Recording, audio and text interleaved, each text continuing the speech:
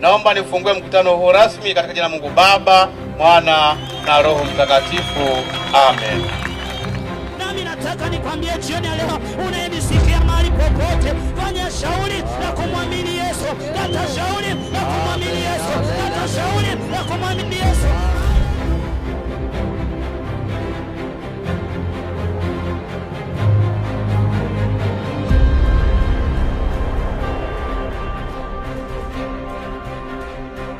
Makangaga 2025, God is here.